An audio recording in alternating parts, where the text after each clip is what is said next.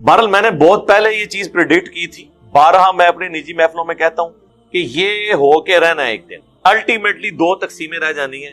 ایک وہ لوگ ہوں گے جو اپنے آپ کو حسینی سمجھتے ہوں گے، اور دوسرے وہ ہوں گے جو اپنے آپ کو بنو امیہ کے غلام سمجھتے ہوں گے. اور آپ دیکھیں یہ آواز ہر مکتب فکر میں اٹھ گئی ہے. اس کو آپ کہہ لیں کہ تطہیر شروع ہو گئی. سب سے پہلے تو میں شیعہ کے اندر آ جاتا ہوں تاکہ سنی والی باتیں تو بعد میں کروں. اہل تشیع کے ہاں جس لیول کی بدعت آ چکی ہوئی تھی، جس قسم کے شرکیہ عقائد آ چکے ہوئے تھے، اس چیز کی ضرورت تھی کہ کوئی ایک بڑی پرسنالٹی جو ان کے اندر سے اٹھیں اور ان کی اصلاح کی کوشش. اور وہ اللہ تعالیٰ نے سید جواد نقوی صاحب حفظہ اللہ تعالیٰ کی شکل میں سمجھتا ہوں کہ اللہ نے اہل تشیع کے مکتب میں ایک مصلح اور ایک منجی اور ہادی کے طور پہ انہیں بھیجا ہے. آپ دیکھیں حوصلہ بات کرنے کا، اتنے بڑے وہ عالم دین ہیں، ان کے لاکھوں میں فالوور ہیں، اتنا بڑا ان کا مدرسہ ہے، پھر گفتگو وہ ساری ورلڈ پالیٹکس پہ بھی ان کے ہر ویکنڈ پہ لیکچرز آتے ہیں اختلافی موضوعات پہ. یہی باتیں جب میں کرتا ہوں لوگوں کو بڑی بری لگتی ہیں. وہ اپنے ہزاروں کی پبلک میں، آپ ذرا دیکھیں وہاں کتنے لوگ بیٹھے ہوتے ہیں ان کے جمعے کی گیدرنگ، عام گیدرنگ میں کتنے لوگ ہوتے ہیں. اتنی بڑی مسجد آپ کو لاہور میں نظر نہیں آئے گی. پھر وہ ٹرپل سٹوری بنی ہوئی ہے. تو پچھلے دنوں ان کی ویڈیو اپلوڈ ہوئی. میں کہتا ہوں یہ بہت جگرے والی بات ہے. انہوں نے کہا کہ جو غالی شیعہ ہیں ہمارے اندر یہ قادیانیوں سے بھی بدتر ہیں. یہ جملہ میں بول دوں کتنی آگ لگتی ہے. میں نے بولا ہے، یہ نہ سمجھے کہ میں آگ سے کوئی ڈرتا ہوں. تو کہتے ہیں لگے آگ، یہ آگ لگے گی تو آپ کے فرسودہ نظام جو ہے نا وہ جلے گا اور نیچے سے پھر نیا نظام سامنے آئے گا. پھر انہوں نے کہا کہ قادیانی ختم نبوت میں شرک کر رہے ہیں، اور ہمارے جو غالی ہیں یہ اللہ کی ذات کے ساتھ شرک کرتے ہیں جب یہ کہتے ہیں علی اللہ یا حسین جل جلالہ. تو کہتے ہیں آپ ذرا انصاف سے فیصلہ کریں کہ ایک وہ گروہ ہے جو رسول اللہ کے ساتھ شرک کرتا ہے، ہم نے اسے دار اسلام سے نکال دیا یعنی قادیانی، اور ایک اعلانیہ ہمارے سٹیجز کے اوپر اللہ کے ساتھ شریک ٹھہرا رہا ہے اور ہم ان کو پیسے دے کے اپنے سٹیجوں پہ بلاتے ہیں.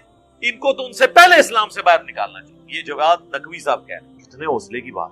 پھر انہوں نے اگلے دن اس سے بھی ذرا سخت باتیں کی. انہوں نے کہا کہ غالی شیعہ تو قادیانیوں سے بدتر ہیں، لیکن جو صوفیاء کا طبقہ ہے، خصوصاً انہوں نے بریلوی مکتب کی بات کی، ان کا معاملہ ہمارے غالی شیعہ سے بھی آگے بڑھ چکا ہے.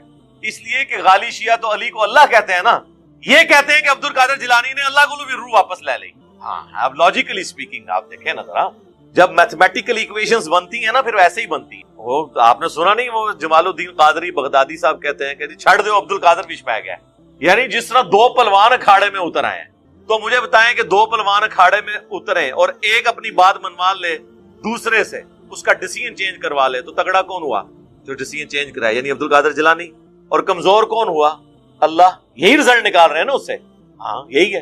قرآن تو کہتا ہے کہ کوئی نبی بھی دھونس نہیں کہ کسی طرح اللہ تعالیٰ کے اوپر کر سکتا، کوئی شخص اللہ کے حضور کی سفارش نہیں کر سکتا مگر اس کے اذن. سورہ زمر میں آیا کہ اے نبی جن کے لیے عذاب کا فیصلہ ہو چکا کیا تم انہیں آگ سے بچا لو گے؟ اتنی بڑی بات. سورۃ البقرہ میں آیا اے نبی ہم آپ سے نہیں پوچھیں گے لوگ جہنم میں کیوں چلے گئے، آپ کا کام صرف دعوت پہنچانا ہے. سر کتابوں کا خدا تو بڑا ڈڈ ہے، وہ تو گفتگو اس سٹائل میں کرتا ہے کہ وہ کہتا ہے کہ میرے ساتھ کیا میرے قریب بھی کسی کو نہیں لے کے آنا.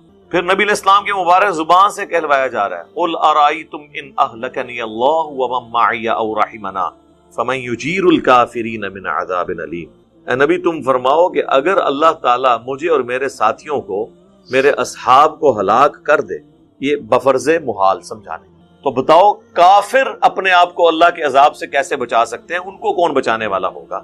یعنی ہم بھی اس چیز سے ڈرتے ہیں کہ ہم بھی اللہ کی نافرمانی کریں، اللہ ہمیں بھی پکڑ سکتا ہے. قرآن میں 3 دفعہ یہ آیت آئی، میں نے کئی دفعہ ریپیٹ کی ہے، سورہ الزمر میں، سورہ یونس میں، سورۃ الانعام میں. اللہ تعالیٰ نے اپنے محبوب صلی اللہ علیہ وآلہ وسلم کی مبارک زبان سے کہلوایا ہے قل انی اخاف ان عصیت ربی عذاب یوم عظیم. اے نبی تم فرماؤ کہ مجھے تو خود اس بات کا خوف ہے کہ بالفرض اگر میں بھی اپنے رب کی نافرمانی کروں تو بڑے دن کا عذاب مجھے بھی آ پائے. تو یہ غلوف والا مسئلہ آپ دیکھیں انبیاء کے ساتھ ہی ہوا ہے. ظاہر ہے انبیاء کو ہی اللہ کے ساتھ شریک ٹھہرایا جائے گا، اللہ کے نیک بندوں کو. ظاہر ہے اللہ کے دشمنوں کو تو نہیں ٹھہرایا جائے گا.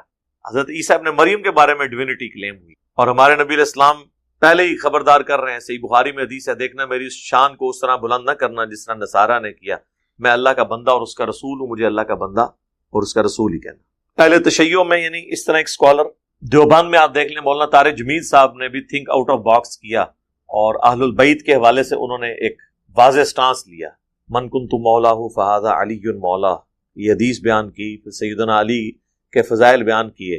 لیکن اس کے بعد انہوں نے یہ رزلٹ نہیں نکالا کہ مولا علی کو آپ نے مدد کے لیے پکارنا ہے. انہوں نے کہا کہ سیدنا علی سے ہماری عقیدت ہونی چاہیے، اللہ کے نبی علیہ السلام نے انہیں ہمارا سرپرست بنایا ہے، بس عقیدت کا ایک معاملہ ہے، باقی یہ تو نہیں. مشکل کشا تو اللہ ہے، مولا علی بھی اللہ کو پکارتے تھے، ہمیں بھی اللہ ہی کو پکارنا ہے. پھر بریلویوں میں مفتی حنیف قریشی صاحب، اب ظاہر ہے یہ ان کے بڑے مین بندے تھے. آپ کو پتا ہے کہ آج سے آلموسٹ 10-11 سال پہلے ان کا مناظرہ ہوا تھا توصیف الرحمان راشدی صاحب کے بڑے بھائی طالب الرحمان صاحب کے ساتھ پنڈی. وہاں سے کافی انہیں فیم ملا گستاخانہ عبارات کی. اب اتنی فیم والا بندہ ہی اگر تھوڑا سٹانس لیتا اس حوالے سے تو اس کا فائدہ ہونا تھا. تو انہوں نے سیدنا علی حسن و حسین کے حوالے سے ایک ہارڈ لائن لی بریلویوں کے اندر. اہل حدیث میں بھی آپ دیکھ لیں، شیخ زبیلی زئی رحمہ اللہ تعالی، مولانا اسحاق صاحب رحمہ اللہ تعالی، یہ تو ایک بڑے بزرگوں میں سے تھے. اب دور حاضر میں حافظ عمر صدیق صاحب، انہوں نے ایک سٹانس لیا ہے. ان ساری چیزوں کے بعد میں عوام الناس سے یہ پوچھوں گا کہ یہ تمام علماء وہ ہیں جنہوں نے اپنے مکتب فکر کی صرف ایک بات، اختلاف نہیں کیا، ان کو سمجھایا ہے کہ تمہارے اصول اور مبادی پر ہی یہ بات یوں نہیں یوں ہے، اور ہمارے ہی بزرگوں نے یہ بات یوں نہیں یوں لکھی ہے، لیکن تم نے دوسرے فرقے کی ٹسل میں اس بات کو دوسرے طریقے سے بیان کیا، کوئی نئی بات نہیں انہوں نے کی. تو آپ دیکھ لیں وہ ایک دوسرے کے خلاف اتنے کلپ بنا رہے ہیں کہ اتنے کلپس وہ اپنے مخالفین دوسرے فرقے والوں کے خلاف نہیں. اس میں پھر ہم عرض کریں گے کہ اگر ایک مکتب فکر میں اختلاف رائے ہو جائے اور علماء اس طریقے سے اسے ٹریٹ کرتے ہیں اپنے اس عالم کو جس کی اتنی بڑی خدمات انہیں پھر یاد نہیں رہتی ہیں، تو ہمیں کیسے کوئی ہضم کرے گا؟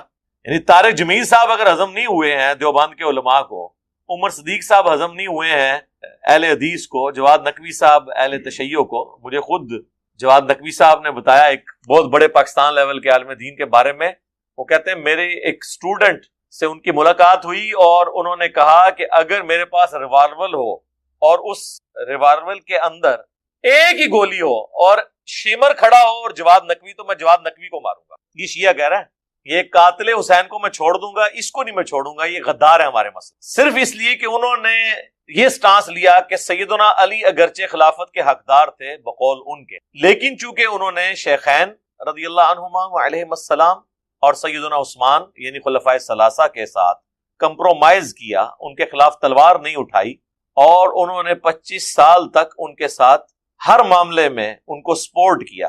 لہٰذا ہمیں بھی آج کی ڈیٹ میں ان کے ساتھ کوئی اس قسم کا معاملہ نہیں رکھنا ہے. ہاں جہاں مولا علی نے تلوار اٹھائی اہل صفین اہل شام کے خلاف، ان کے ساتھ ہمارا اختلاف ہے، وہ مولا علی کا بھی تھا ہمارا بھی ہے. تو یہ انہوں نے ایک لاجیکل جینون بات، انہوں نے بڑے سخت جملے بولے. انہوں نے کہا کہ کیا خلفائے ثلاثہ کے زمانے میں حضرت علی کی تلوار کو زنگ لگ گیا تھا؟ اس وقت تو حضرت علی زیادہ جوان تھے. نبی علیہ السلام کی وفات کے وقت مولا علی کی عمر صرف 34 سال تھی. اس وقت تو انہوں نے تلوار نہیں اٹھائی، اور جا کے 60 سال کی عمر میں تلوار اٹھا لی جنگ صفین، نہروان اور جمل کے موقع پر. اس بات کا ثبوت ہے کہ انہیں پتا تھا کہ میں نے کس سے لڑنا ہے اور کس سے نہیں لڑنا. اب یہ اس طرح کی باتیں کون سننے کے لیے تیار ہوتا ہے؟ ظاہر ہے یہ تو ایک فرقے کے اوپر پوری زد پڑتی ہے. تو یہاں پہ بھی یہی ہوتا ہے، کچھ عرصہ لوگ برداشت کرتے ہیں. لہٰذا اس کا بہتر طریقہ یہ ہے کہ میں تو ان علماء سے کہوں گا پبلک گیدرنگ میں جانے کی ضرورت ہی نہیں ہے. ابھی بدلہ اتاریں گے، چھوڑیں گے نہیں. ہمارے بھی بعض معصوم بھائی نا ہمیں کہتے تھے آپ پبلک گیدرنگ میں جا کے نہ خطاب کیا. ہم نے انہیں کہا اس کا کوئی فائدہ نہیں، نقصان ہوگا. اللہ کا شکر ہے ہماری ویڈیوز کے ذریعے دعوت جو ہے وہ پوری دنیا میں پہنچ رہی ہے. تو ہم ایک ڈیکورم میں، یہاں آپ دیکھیں ایک پراپر ماحول ہے جس میں ریکارڈنگ ہو رہی ہے. میں بھی ایک سکون کے ساتھ بیٹھا ہوا ہوں اور کوئی مجھے ٹینشن نہیں گفتگو کرنے کے دوران. تو شرح صدر بھی زیادہ ہوتا ہے. اس کی بجائے جا کے پبلک گیدرنگ میں بیٹھنے کا کیا فائدہ ہے؟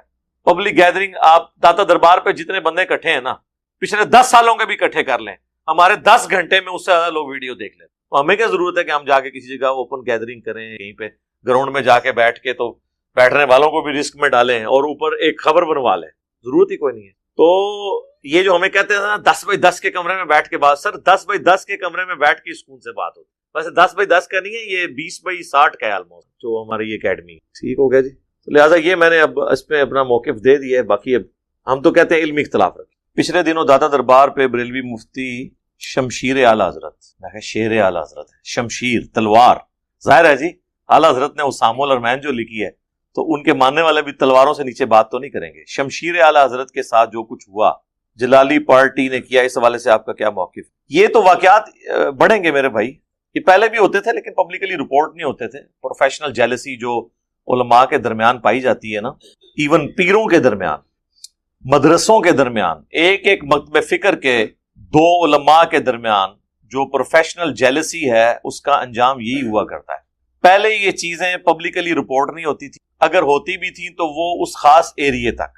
اب چونکہ یوٹیوب میں چیزیں آ جاتی ہیں ویڈیو ریکارڈنگ کے بعد، لہٰذا اب اس سے بھاگنے کی گنجائش کوئی، اس لیے تھوڑا سا آکورڈ لگتا ہے. ادروائز یہ سب کچھ پہلے بھی ہوتا ہے، بڑے برے طریقے سے ہوتا ہے. میں آپ کو بتاؤں، میں اس وقت انجینئرنگ یونیورسٹی میں 3rd ایئر میں تھا، یہ 1997 کی بات ہے. تو G11 مرکز اسلام آباد میں ایک بہت بڑی مسجد ہے جو اس وقت دعوت اسلامی کے پاس ہے. یہ جو پگڑیوں والی جماعت ہے، پہلے گرین پگڑی تھی، اب مختلف رنگ کی پگڑیاں اور الٹیمیٹلی وائٹ پگڑی پہ آ گئے. تو ان کو اسلام آباد میں مرکز کے لیے جگہ نہیں مل رہی تھی. اسلام آباد میں یہ ہوتا ہے کہ جو بھی ایک مرکز لانچ ہوتا ہے نا، اس کے نقشے کے اندر موجود ہوتا ہے کہ یہاں پہ مین مارکیٹ ہوگی اور اس مین مارکیٹ میں فلاں جگہ ایک مسجد ہوگی، یہاں پر چھوٹی مارکیٹ میں اس جگہ پہ ایک مسجد ہوگی، ایک مرکزی جامعہ مسجد ہوگی. پھر انہوں نے آپس میں انڈکلیئرڈ اس کی تقسیم بھی کی ہوئی ہے کہ اتنے % ہم نے بریلویوں کو مساجد دینی ہے، اتنے % دیوبند کو. اہل حدیث اور شیعہ تو بالکل آخر میں ہوتے ہیں، 1-2 ہی ان کو مل جائیں، اس سے زیادہ نہیں مل، کیونکہ وہ تعداد کو دیکھ رہے ہوتے ہیں. تو وہ دعوت اسلامی کہ چونکہ اپنی ایک جماعت ہے، اب وہ بریلوی تو مسجد لے لیتے تھے لیکن ظاہر ہے وہ بریلویوں کی ایک جماعت ہے، جماعت کو تو اپنا ایک انڈیپینڈنٹ مرکز چاہیے. تو وہ کئی دنوں تک وہاں پہ لڑائیاں ہوئیں، کتنے لوگوں کے سر پھٹے. الٹیمیٹلی وہ قبضہ پھر انہوں نے کیا. اور اسلام آباد میں ہر دوسری مسجد کی یہ سٹوری ہے کہ 2-4 بندوں کے سر پھٹتے ہیں، لڑائیاں ہوتی ہیں، بازو ٹوٹتے ہیں، ٹانگیں ٹوٹتی ہیں اسلحے کے زور کے اوپر. بعض اوقات 2 فرقوں کے درمیان لڑائی ہوتی ہے، بعض اوقات ایک ہی فرقے کے 2 علماء کے درمیان ہوتی ہے. کیونکہ بیسیکلی یہ مساجد فرنچائز ہیں ان کے، جتنی جامعہ مساجد زیادہ ہوں گی اتنے چندے زیادہ ہوں گے. نیچرل ہے نا یہ چیز، کیونکہ جمعے والے دن چندہ زیادہ اکٹھا ہوتا ہے، عام دنوں میں بھی چندے وہاں پہ لوگ ڈالتے رہتے ہیں. یہ اس کے علاوہ جو انہوں نے مانگ کے آپ سے لے لینا ہے وہ تو الگ سے انہوں نے لینا ہی. تو اس طرح کی پروفیشنل جیلسیز چلتی رہتی ہیں. اور پھر اسی میں ایڈ فیول ٹو فائر ہوتا ہے. جب اختلاف رائے سامنے آتا ہے نا، تو ظاہر ہے کہ دنیا میں اختلاف کے بغیر تو کو ایگزسٹ کی ہی نہیں جا سکتا. اللہ تعالیٰ نے انبیاء اور انبیاء کے مخالفین بھی ایک ہی وقت میں دنیا میں بسائے ہیں، تو باقیوں کو تو آپ چھوڑ دیں. تو یہ سلسلہ تو رہے گا ہمیشہ. یہاں پر بھی مفتی حنیف قریشی صاحب حفظہ اللہ تعالی اور ان کے مخالفین ڈاکٹر آصف اشرف جلالی صاحب اور باقی لوگ، ان کے درمیان ایک پروفیشنل جیلسی چل رہی تھی. اور سٹارٹ اس کا وہ ممتاز قادری والے ایشو سے ہوا تھا، کیونکہ ایک وہ بہت بڑا سورس تھا چندہ اکٹھا کرنے کا. لاشوں کے اوپر یہاں پہ سیاست ہوتی ہے. شروع میں یہ پروجیکٹ لانچ کیا تھا مفتی حنیف قریشی صاحب نے، لیکن چونکہ وہ ایک لوکلائزڈ عالم دین تھے صرف پنڈی کی حد تک، پھر اس ڈرائیونگ سیٹ پہ آ کے بیٹھ کے خادم حسین رضوی صاحب اور یہ ڈاکٹر آصف اشرف جلالی صاحب، اب یہ لوگ تھے جن کا انفلوئنس زیادہ تھا. خادم رضوی صاحب تو میرا خیال ہے لاکھوں علماء کے استاد ہیں، صرف ناف انہوں نے پڑھائی ہے جامعہ نظامیہ لاہور میں. اس وقت جتنے بڑے بڑے آپ کو عالم دین نظر آتے ہیں زیادہ تر ان سے پڑھے ہوئے ہیں. مفتی اکمل صاحب جو QTV پہ آتے ہیں، یہ ان دنوں درس نظامی کر رہے تھے، یہ 1999 کی میں بات کر رہا ہوں. تو ہم انہیں ملنے کے لیے گئے تو لاہور کی ایک چھوٹی سی مسجد تھی، اب مجھے پتہ نہیں وہ بھاٹی گیٹ کے پاس تھی یا کہاں تھی، وہاں پہ یہ امامت بھی کرتے تھے، پیرلل میں پڑھتے بھی تھے. بس مجھے یہ یاد ہے کہ اس رات وہ پاکستان کا وہ ورلڈ کپ کا فائنل ہوا تھا آسٹریلیا کے ساتھ، جو برے طریقے سے ہم نے ہارا تھا. وہ آخری رات تھی میرا 1999. تو اس وقت مجھے ان کا وہ پتہ چلا کہ یہاں پہ کرتے ہیں. ویسے تعارف تو 1994 سے تھا. بہرحال یہ سارے اختلافات ان کے آپس میں چل رہے تھے. اب جب اختلاف چلتا ہے تو دوسرے کو ڈی فیم کرنے کے لیے یہ بڑا آسان طریقہ ہوتا ہے کہ ہزاروں کے مجمع میں آپ 15-20 کمیٹڈ لوگ کھڑے کر دیں جو شور مچا دیں کہ ہم نے یہ پروگرام نہیں ہونے دیں. تو لگتا یہی ہے کہ سارے کھڑے ہو گئے. 15-20 تو وہ کھڑے ہوتے ہیں نا، پچھلے کے جو سینکڑوں لوگ ہیں نا وہ ویسے ہی کھڑے ہو جاتے ہیں کہ پتہ نہیں آگے کیا ہو گیا. اور پھر اس طریقے سے شور شرابہ کیا اور اس میں انہوں نے جوتیاں بھی لہرائیں. وہ ویڈیو آپ نے دیکھی ہے، کئی ایک جگہ پہ اپلوڈ ہوئی ہے، لاکھوں لوگ دیکھ. اس کے بعد پھر صرف انہی کو نہیں، عرفان شاہ مشہدی صاحب کو بھی انہوں نے اٹیک کرنے کی کوشش کی. اس کے جواب میں مفتی حنیف قریشی صاحب کی بھی ویڈیو آئی کہ ہم بھی ایسا ہی کر سکتے ہیں لیکن ہم علمی اختلاف کو علمی ہی رکھیں گے. لیکن یہ ان کا آئینی بیان ہے، مجھے نہیں لگتا ایسا ہوگا، کیونکہ اس سے پہلے ایک واقعہ ان کے اسٹوڈنٹس کی طرف سے بھی ہو چکا ہے. غفران سیالوی صاحب گولڈا شریف گئے تھے جب یہ ان کے وہ گدی نشین فوت ہوئے تھے. ان کے جنازے میں تو وہاں پہ ان کے اسٹوڈنٹس نے ان کو گھیر لیا تھا، بڑی مشکل سے جان چھڑا کے تو یہ بچے. یعنی پہلے اختلاف صرف گالی گلوچ تک ہوتا تھا، پبلک میں اگر آتا بھی تھا تو بہت تھوڑے لیول پہ. اب یہ مار کٹائی والا سلسلہ ویڈیوز کی شکل سے ہمیشہ کے لیے زندہ ہے. اب آپ آپس میں ان کی گفتگو سنیں تو لگتا ہے کہ جس طرح یہودی اور عیسائی مسلمان آپس میں لڑ رہے ہوں، حالانکہ ایک ہی فرقہ، ایک ہی مسلک، آلموسٹ ایک جیسے عقائد، اور اس کے اوپر وہ لڑ رہے ہوتے ہیں، ایک دوسرے کے اوپر فتویٰ بازی کر رہے ہوتے ہیں. اس میں یہ بات ہو سکتی ہے کہ کون حق پہ ہے کون ناحق ہے، یہ میں ٹاپک بنا ہی نہیں رہا ہوں. میری جو یعنی جہاں تک نظریات کی ہمدردی ہیں وہ تو مفتی حنیف قریشی صاحب کے ساتھ ہے، لیکن علمی اختلاف کو علمی رہنا چاہیے، کوئی گندی زبان استعمال نہیں ہونی چاہیے، مار کٹائی والا سلسلہ نہیں ہونا. اگر یہ سلسلہ شروع ہو گیا اس کا تو کوئی اینڈ ہی نہیں ہوگا. ہم تو پہلے سے ہی رو رہے ہیں کہ یار اختلافات کو آپ علمی رکھیں. جس طرح آپ کو حق ہے نا کسی سے اختلاف کرنے کا، تو دوسرے کو بھی حق ہے کہ وہ آپ سے اختلاف کرے. نکاح جو ہے وہ سنت ہے، وہ ضرور کریں، لیکن اتنے ہی نکاح کریں جتنے آپ سنبھال سکتے ہیں، ورنہ جو ہے نا وہ اپنے لیے الٹا یہ نہ ہو کہ مصیبت کھڑی کر دیں. یہاں تو جو بندہ کچھ کر نہیں رہا ہوتا کہتے تھا بیاہ کر دو، تاکہ پورے دو خاندان کچھ کرنا شروع کر دیں، یعنی آپ لڑنا شروع کر دیں. سارے ویلے جڑا موقع مل جائے اپنا کام کرنے کا. وہ کہتے ہیں یہ غریب آدمی آیا تو نبی علیہ السلام نے فرمایا شادی کرو، وہ اور غریب ہو گیا، پھر دوسری کرائی، پھر تیسری کرائی، چوتھی امیر ہو گیا. اس طرح کوئی امیر ہوتا ہے؟ سر بخاری مسلم دونوں میں حدیث ہے، اے نوجوانوں کے گروہ جس میں استطاعت ہے نا وہی نکاح کرے. نکاح کرنا تمہاری عفت اور عصمت کی حفاظت اور نگاہوں کو نیچے رکھنے کا ذریعہ ہے، اور اگر تم نکاح کی استطاعت نہ رکھو تو روزے رکھ کے اپنی شہوت کو ٹھنڈا کرو. یہ حدیث بخاری میں بھی ہے، مسلم میں بھی. تو وہاں حضور کہہ سکتے تھے نا کہ استطاعت نہیں ہے تو جلدی سے شادی کر لو تاکہ امیر ہو جاؤ، استطاعت صاحب استطاعت بن جاؤ. نہیں، اور یہاں استطاعت سے مراد فائنینشیل استطاعت ہے. باقی اگر سیکچوئل استطاعت کا ہو تو وہ تو آلریڈی اس میں موجود ہے، تبھی تو کہا جا رہا ہے کہ روزے رکھو، ورنہ تو اس کی نکاح ہی نہیں ہوگا. تو استطاعت ہو تو نکاح کرو، اور اگر استطاعت نہیں تو روزے کے ذریعے اپنی شہوت کو ایڈریس کرو. پھر بخاری مسلم میں وہ حدیث ہے جو 3 اصحاب غیر موجودگی میں نبی علیہ السلام کی ازواج کے پاس پردے میں آ کے حضور کے معاملات پوچھتے ہیں. تو وہ نبی علیہ السلام تو ایک نارمل زندگی گزار رہے تھے، آپ رات کو سوتے بھی تھے، آپ نفلی روزہ رکھتے بھی تھے، نہیں بھی رکھتے تھے. تو بخاری مسلم کے الفاظ ہیں، انہوں نے نبی علیہ السلام کی عبادت کو ہلکا جانا اور پھر آپس میں گفتگو کرتے ہوئے کہا کہ اللہ کے نبی تو بخشے بخشائے ہیں، ان کو کیا ضرورت ہے. ایک نے کہا کہ میں پوری زندگی شادی نہیں کروں گا، صرف اللہ اللہ کروں گا. دوسرے نے کہا کہ میں روزانہ روزہ رکھوں گا، اور تیسرے نے کہا کہ میں روزانہ پوری رات جاگا کروں گا. یہ کہتے ہیں 40 سال تک عشاء کے وضو سے فجر اے تکیو کیا ہوندا ہے انہاں نال. یہ چلے گئے، یہ باتیں کر کے وہ وہاں پہ گئے تو نبی علیہ السلام کی زوجہ محترمہ جو تھی انہوں نے سن لیا، اور جب حضور واپس آئے تو انہوں نے کہا کہ جی وہ آپ کے چیتے آئے تھے یہ دعوے کر کے گئے ہیں. حضور نے کہا بلاؤ ان کو. بخاری مسلم کے الفاظ ہیں، بلایا گیا، آپ فرمایا اللہ کی قسم میں تم سے زیادہ اللہ کا تقوی رکھتا ہوں. یہ پہلا جملہ یہ چھکا تھا کہ تم تقوی اور نیکوکاری یہ سمجھتے ہو کہ یہ حرکتیں کرو گے اور مجھ سے زیادہ کوئی نیک ہو سکتا ہے؟ میں اللہ کا پیغمبر ہوں، میں تم سے زیادہ اللہ کا تقوی رکھتا ہوں، میں نفلی روزے رکھتا بھی ہوں، چھوڑ بھی دیتا ہوں، میں رات کو آرام بھی کرتا ہوں اور اٹھ کے نماز بھی پڑھتا ہوں، یعنی ایک نارمل لائف گزاروں، اور میں نے بیویاں بھی رکھی ہوئی ہیں، نکاح کیے ہوئے ہیں.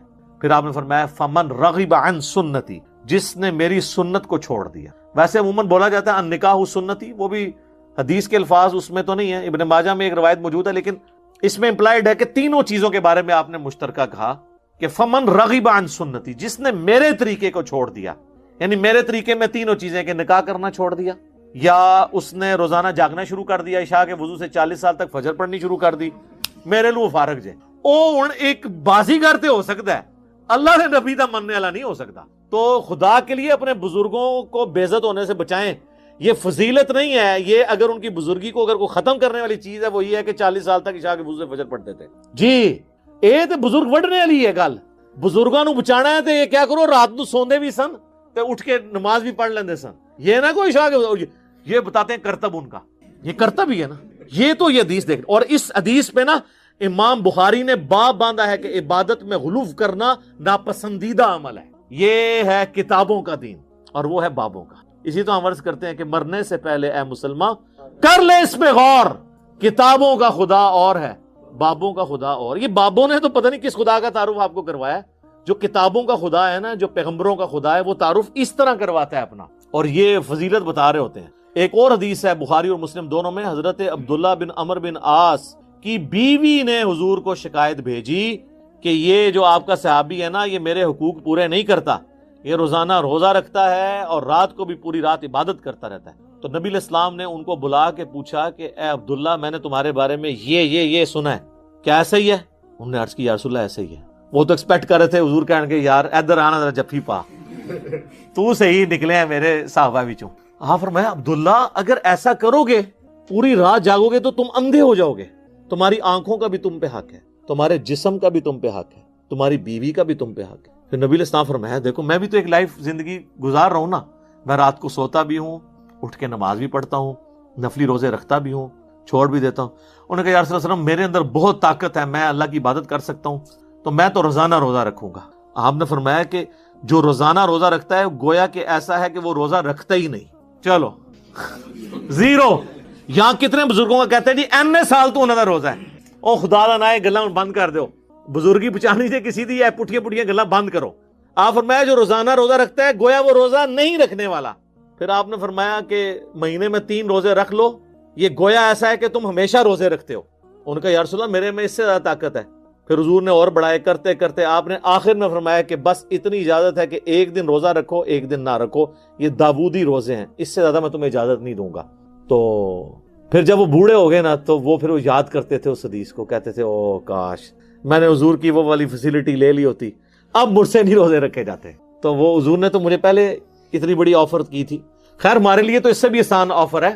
صحیح مسلم میں حدیث ہے، جامعہ ترمذی میں، سنن ابی داؤد میں، سنن نسائی میں، سنن ابن ماجہ میں، یہ جو 6 مین اہل سنت کی کتابیں ہیں نا، بخاری کے سوا باقی 5 کی 5 کتابوں میں حدیث ہے کہ جو رمضان کے روزے رکھے اس کے بعد شوال کے 6 روزے رکھ لے، گویا اس نے پوری زندگی کے روزے رکھے، یعنی ہر سال وہ رکھتا رہے نا تو سال سال کے اس کے روزے ہوتے رہیں گے، اور وہ 6 روزے آپ پورے مہینے میں کسی بھی وقت رکھ سکتے۔ بعض کہتے ہیں ایک فوراً بعد رکھ لو باقی بعد رکھ لو، بعض کہتے ہیں فوراً رکھ لو، نہیں ایسی کوئی نہیں ہے، پورے مہینے میں آپ کسی بھی وقت 6 روزے وہ پورے کر لیں جس طریقے سے مرضی۔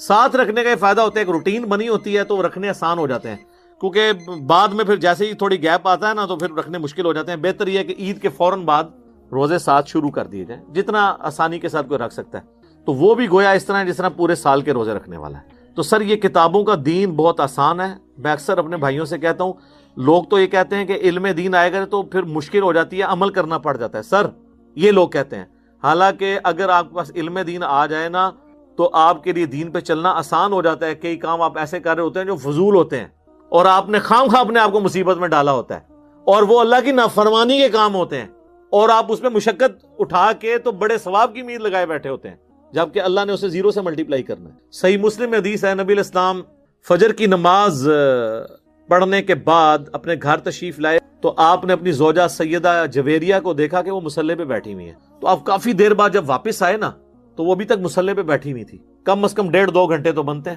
فجر سے لے کے اشراق تک، اور اس کے بھی بعد حضور تو صحیح مسلم میں آتا ہے کہ کافی جب سورج بلند ہوتا تھا تو واپس آتے تھے۔ تو آپ جب گئے یعنی فجر کے لیے جا رہے تھے تو وہ مصلی پہ تھی، اور واپس اتنی دیر بعد آئے تو مصلی پہ ہی تھی۔ آپ میں تم صبح کی بیٹھی ہوئی ہو مصلی پہ، اور میں نے آنے کے بعد 3 کلمات 4 کلمات 3 دفعہ کہے ہیں، اور مجھے اس سے زیادہ ثواب مل گیا جو تم صبح سے بیٹھی ہوئی ہو۔ سبحان اللہ وبحمدہ عدد خلقہ ورضا نفسہ وزنۃ عرشہ ومداد کلماتہ، یعنی سبحان اللہ وبحمدہ کے ساتھ 4 کلمات، عدد خلقہ ورضا نفسہ وزنۃ عرشہ ومداد کلماتہ، اس کو 3 دفعہ میں نے پڑھا اور تم سے زیادہ ثواب مل گیا۔ یہ ہم نے صبح شام کے اذکار میں یہ بلو کارڈ کے اندر وظیفہ ڈالا ہوا ہے۔ تو سر ثانیہ ثانیہ، اب جس کو یہ پتا ہوگا، خصوصاً میرے جیسا بندہ جو مسجد میں فرض کے بعد زیادہ دیر بیٹھ نہیں سکتا مولویوں کے شر سے بچنے کی وجہ سے، تو ہم تو پہلے بہت بیٹھا کرتے تھے، اب تو کہیں نہیں بیٹھ سکتے، تو پھر ہم اسی طریقے سے گزارا کر لیتے ہیں۔ باقی ایک اشراق بندہ گھر بھی پڑھ سکتا ہے، ضروری نہیں کہ مسجد میں پڑھنی ہے۔ تو ہمارے جیسے لوگوں کا بھی اللہ نے خیال رکھا ہوا ہے اس اعتبار سے کہ یار 3 بار یہ پڑھ لو، ٹھیک ہے، مسجد اگر مولوی نہیں بیٹھ دیتا خیر ہے، ثواب تو اس تو زیادہ دے دیں گا۔ سورۃ الحجر کی آیت نمبر 99 آخری آیت میں بھی آیا ہے، وَاعْبُدْ رَبَّكَ حَتَّى يَأْتِيَكَ الْيَقِينُ، اپنے رب کی عبادت کرتے جاؤ یہاں تک کہ تمہیں یقین نصیب ہو جائے، تمہیں موت آ جائے۔ تمام نے اس یقین کا ترجمہ موت کیا ہے، مرنے سے پہلے یقین نہیں آ سکتا، کیونکہ یقین اس وقت آتا ہے جب آپ فزیکلی دیکھیں۔ تو یہی تو آپ کو انعام ہے، ان الذین یخشون ربهم بالغیب لہم مغفرۃ واجر کبیر، جو بغیر دیکھے اپنے رب سے ڈرتے ہیں ان کے لیے ہے مغفرت اور بہت بڑا اجر. اور صحیح مسلم میں انٹرنیشنل نمبر کے مطابق 7356 نمبر حدیث ہے دجال کے کانٹیکسٹ میں. نبی علیہ السلام فرماتے ہیں کہ یہ دجال آئے گا تو اس کے ماتھے پہ کافر لکھا ہوگا, لیکن وہ کاف فا را یا کاف الف فا را لکھا ہوگا ایبریویشنز میں. تو لوگ جو اہل ایمان ہیں نبی علیہ السلام کہتے ہیں وہ پڑھ لیں گے کہ یہ کافر لکھا ہے, تو ان کو پتہ چلے گا دجال ہے. دوسرے لوگ نہیں پڑھ پائیں گے, چاہے مومنین میں بھی منافقین ہوئے, اور وہ ہو سکتا ہے کاف سے کشف پڑھ لیں, الف سے الہام پڑھ لیں, فا سے فیض پڑھ لیں, اور را سے روحانیت پڑھ لیں. کہ جی یہ تو بہت بڑے بزرگ ہیں. اچھا, اس حدیث میں 7356 میں آتا ہے کہ نبی علیہ السلام نے فرمایا کہ وہ خدائی کا دعویٰ کرے گا دجال, یاد رکھو تم میں سے کوئی شخص اپنے رب عز و جل کو نہیں دیکھ سکتا یہاں تک کہ اسے موت آ جائے. یہ الفاظ ہیں. کیا مطلب؟ کہ مرنے سے پہلے کوئی اللہ کو نہیں دیکھ سکتا, مرنے کے بعد دیکھیں گے انشاءاللہ. تو مرنے سے پہلے آپ نہیں دیکھ سکتے. تو آپ بھی مرنے سے پہلے ہے مسلمان, کر لے اس پہ غور. کتابوں کا خدا اور ہے, بابوں کا خدا اور. اب آپ سوچ رہے ہوں گے بابوں نے کیا کام ڈالا ہوا ہے, تو اے ہوں آگے جو کام کی پایا جو اے دے تسی کتابوں نے خدا دی تعریف سن لی. بابوں نے کیا کام ڈالا ہے جناب؟ تذکرۃ الاولیاء شیخ فرید الدین عطار المتوفی 627 ہجری کی کتاب ہے, جو بریلوی اور دیوبندی دونوں چھاپ رہے ہیں اور کہہ رہے ہیں سارے اولیاء کے حالات زندگی اس میں لکھے ہوئے ہیں. ایسی کو کتاب نہیں, اس میں بایزید بستامی کی معراج لکھی ہوئی ہے, المتوفی 261 ہجری.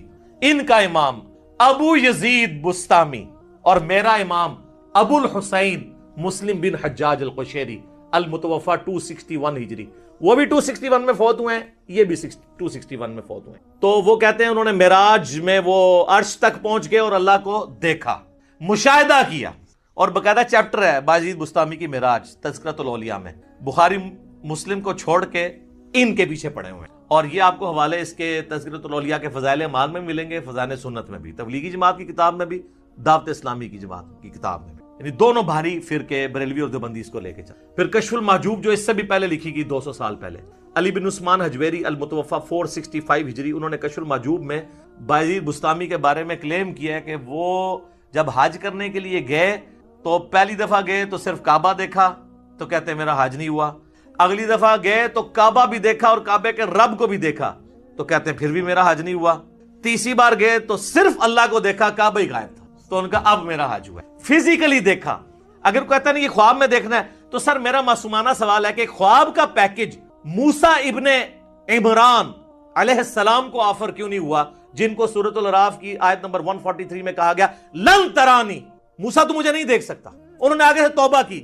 تو اگر بازید والا عقیدہ ان کا ہوتا تو کہتے ہیں اللہ توبہ خواب ہی کرا دے, بازید نو تے بائی کرانی ہے نا. کہانیاں جھوٹ کوڑ ہن مزہ ہے. حضرت ابو ہریرہ نو بھی غصہ آندا سی تو اپنی حبشی لینگویج کوڑ, پنجابی کہتے ہیں جھوٹ نو. اچھا جی, شیخ زکریا کاندلوی نے کتاب لکھی ہے فضائل حج. حاجیوں کو تبلیغی جماعت والے بےچارے میرے بولے بھائی, تبلیغی جماعت میری جماعت ہے. کافی سارے لوگوں کو اب بات سمجھ آ گئی الحمدللہ, ہم محبت کرتے ہیں ان کے جذبے کی. لیکن یہ کچھ آپ کی کتابوں میں میرے بھائی لکھا ہوا ہے, فضائل حج میں لکھا ہوا ہے. سر اتنا مزیدار واقعہ ہے یہ, ابھی تک ویسے میں نے نا کسی ویڈیو میں بیان نہیں, آج آپ سنیں اور مزہ لیں. وہ لکھتے ہیں کہ جی محدث عبد الرزاق مسجد نبوی میں بیٹھ کے درس حدیث دے. آپ پتہ محدث عبد الرزاق کون ہے؟ امام بخاری اور امام مسلم کے استاد ہیں جی. بخاری مسلم نے ان سے حدیثیں لی ہوئی ہیں محدث عبد الرزاق سے. یہ وہی ہیں جن کی مصنف عبد الرزاق ہے, دو ہیں نا کٹھی لکھی گئی, مصنف ابن ابی شیبہ اور مصنف عبد الرزاق. سر اے او جے اے عبد الرزاق تھوڑا کرکٹر نہیں ہے, پاویں سمجھو.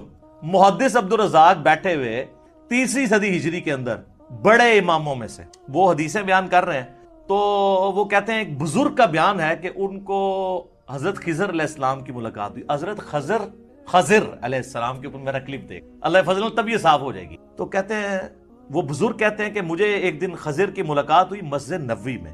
تو میں نے کہا کہ خضر یہ بتائیے آج تک آپ کو کوئی ایسا شخص ملا ہے جو مرتبے میں آپ سے بھی بڑا ہو؟ ہائے ہائے ہائے. ان کا ہاں جی ایک بندہ ملا ہے. ان کا جی کیسے؟ وہ کہتے ہیں ایک دن میں مسجد نبوی میں تھا. اچھا, حضور کی پوری زندگی میں حضرت خضر کو توفیق نہیں ہوئی ہے مسجد نبوی میں جانے کی, جو ان کے خضر ہیں جھوٹ ہے. حضور کی وفات کے بعد وہاں حالانکہ قرآن میں تو سورہ آل عمران میں حکم تھا کہ اے پیغمبرو جب میرا پیغمبر آ جائے تو تم نے اس کی مدد بھی کرنی ہے. نہ غزوہ بدر لڑی, نہ عہد لڑی, نہ خندق لڑی. حضور دی وفات تو بعد مسجد نبوی بیٹھے ہیں.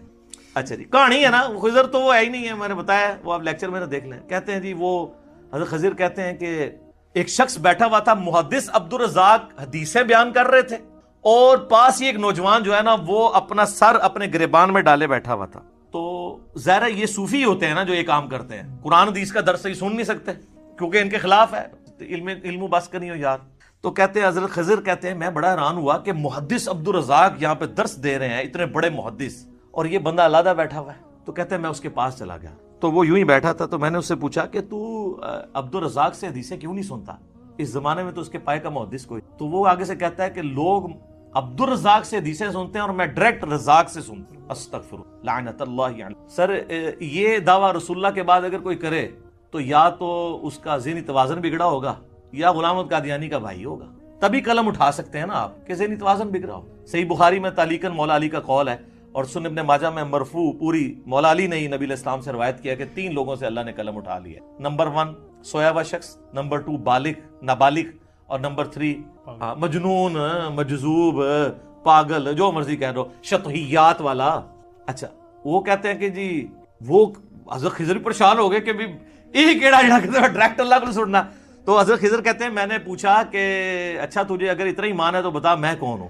تو کہتے ہیں جی اس نے کہا کہ نظر اٹھا کے کہا, انہوں نے کہا اگر میں غلط نہیں ہوں تو خضر ہے. کہتے ہیں میں ڈر گیا. تو کہا یہ مجھے ایک بندہ ملا جو مرتبے میرے سے ہو. اے جناب کہانیاں اس لیے میں نے بیان کیا کہ یہ حضرت موسیٰ علیہ السلام اور پیغمبروں کے مقابلے پہ انہوں نے اپنے بابے بنائے ہوئے ہیں. تو اب ہم ان کو صرف پیار سے ہی کہہ سکتے ہیں کہ مرنے سے پہلے ہے مسلمان کر لے اس پہ غور, کتابوں کا خدا اور ہے بابوں کا خدا اور.